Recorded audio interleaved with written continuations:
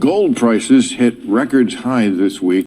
That's the first thing that was said about gold by Bill Maher. There's a whole lot more to this conversation we're going to get into between Bill Maher and several guests. Let's get into that and so much more as we explore.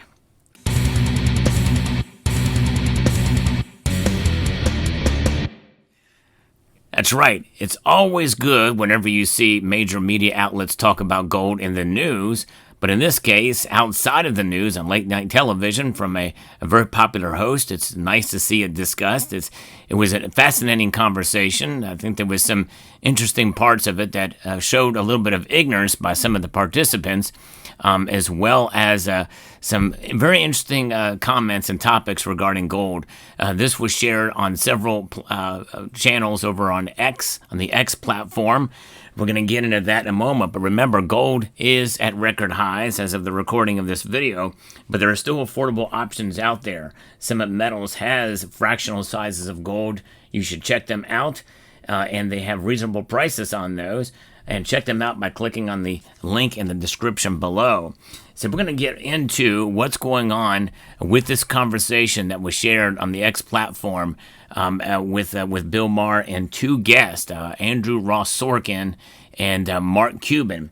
And I tell you, it is quite intriguing, and you want to stay tuned. You're going to want to stay tuned because I'm going to be showing you a very interesting piece. It is not gold, though, later in the video, so stay tuned for that. And let's get right into what was said. We're going to start from the beginning again. Gold prices hit records high this week. Oh, they did? Yes, they did. Oh, and that didn't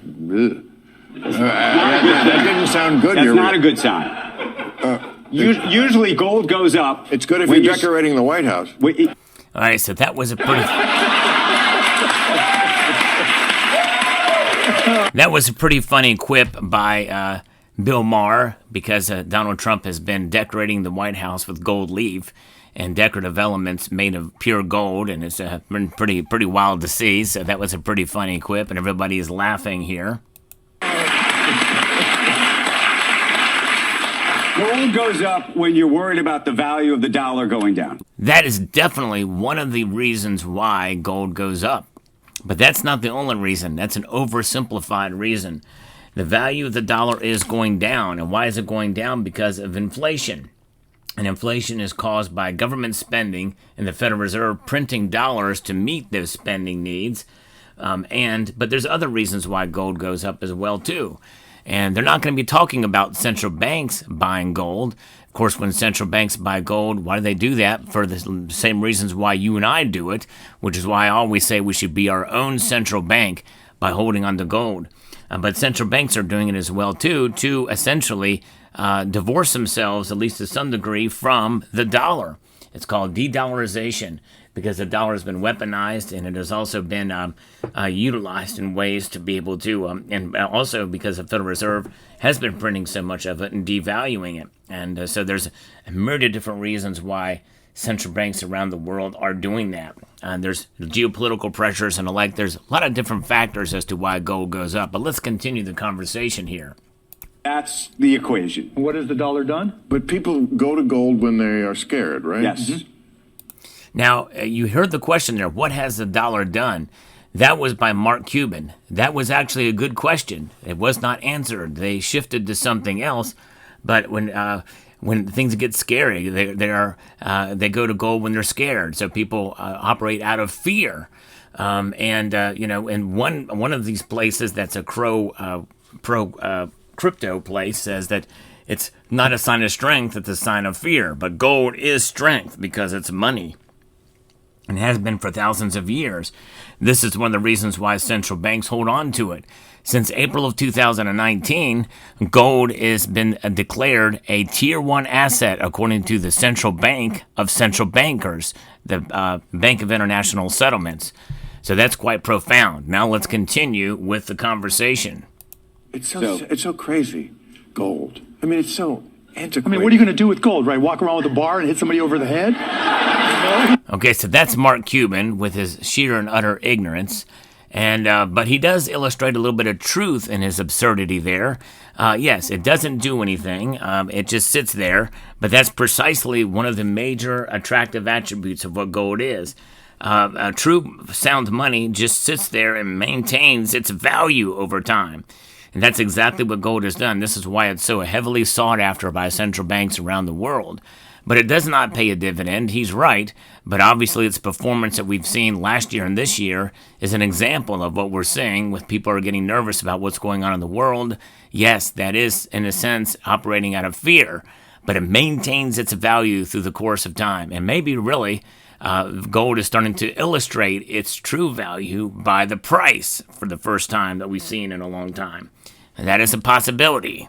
Let's continue. And then we say, no. And also, I think I have some gold in my portfolio. I don't actually have it in my, right? It just says, it's still something just right on. Right, it's still digital, right? Yeah. Right. It's still like I own gold. Okay, Like, but are you? But in reality, he doesn't own gold if he just owns it on a screen. He's exposed himself to the price of gold. That's it, to the gold market.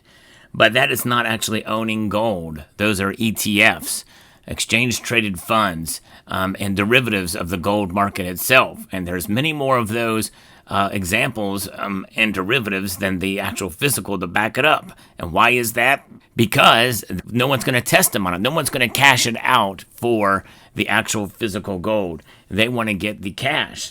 They want to get the exposure to the price of gold. And so this is why I believe it's important to actually own physical gold, because the paper markets, the derivative markets are under great stress right now. Let's continue with the conversation. Are you a Bitcoiner? Because people say that's digital gold. I understand. I'm that. in the Warren Buffett. All right, a Bitcoiner. So then they talk about cryptocurrencies. Bitcoin as digital gold. I think that's a misnomer, because a Bitcoin is a purely speculative asset. It has done very well, aside from this last couple of weeks here. But it has done very well, but it's a speculative asset. There's nothing backing it other than the energy to produce it. And how can you really measure that? And how is that something that can be redeemed? It's quite intriguing, and we see how it's performed compared to gold. But it is purely speculation, whereas gold is a stable store of value over the long course of time. It is proven the highest market cap of any asset in the world, even more so now. So there is that. Now, he goes on to say, we caught it at the beginning there, he's in the Warren Buffett camp, if you'd like. Camp of you'd be much happier owning, a little piece of land that you could farm because it actually produces something. Whereas if you own gold, I have. So there it is. So he makes the Warren Buffett argument about owning farmland, okay? And farmland does produce things, but producers always get taxed. There's, and you tax what's being produced, and you also tax what is the actual land itself that just sits there. If you buy a farm and don't do anything from it, it's going to cost you money. It's going to cost you money to produce something from that land. It's not just like it magically does it. You have to implement labor and activity. Gold just sits there. It requires nothing. And yes, there's capital gains tax, and there's other taxes if you go to liquidate it. But regardless, aside from that, it's a very simple asset to own. And so therefore, there's a lot more risk in owning land than owning gold, for sure. No question about that. And so I believe that gold is something that we should have in our portfolio. And I do believe in diversification as well. Nothing wrong with owning land. Land has done very well. I'm not knocking that. But I think that this conversation, especially between these three, shows a level of ignorance and simplification about the gold market in general, and a lack of really true understanding of it. While there was an attempt of it and some partial truths in there, nonetheless, there's a lot that has been missed out on that. So let's talk a little bit about what I'm going to show you here. This is a fascinating piece by Spectors. This is a really cool looking piece, the Liberty Bell. Yes, it doesn't look like a Liberty Bell, does it? But this is the Liberty Bell slot machine, the original spin. So a little bit of history here as we pull this out. Great packaging by Spectors here. A very, very cool piece indeed. Let's take it out of the packaging here and take a little closer look. In 1894, Charles Fay forever changed the world of gaming with the invention of the Liberty Bell, the first ever mechanical slot machine. Its simple design, 3 spinning reels, 5 symbols, and a payout for matching Liberty Bells paved the way for a global phenomenon still loved today. Look at that. Beautiful piece. It is a 2-ounce pure silver coin, pays tribute to the groundbreaking invention with an intricately detailed replica of Fay's original machine. Crafted in 2 ounces of 3/9 fine silver, the coin captures every element: the classic lever, embossed pay table, and signature Liberty Bell proudly displayed in the reels. And there's the reverse. Look at that bell on this side, the actual Liberty Bell. Pretty cool, with 1776 emblazoned upon it. And it brings the mechanical charm of a 19th century into precious metals form, honoring both gaming history and artisanal craftsmanship.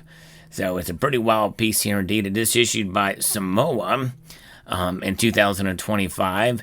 It's minted from 2 ounces of fine silver, and it's a limited edition of 777 pieces. Very, very nice indeed.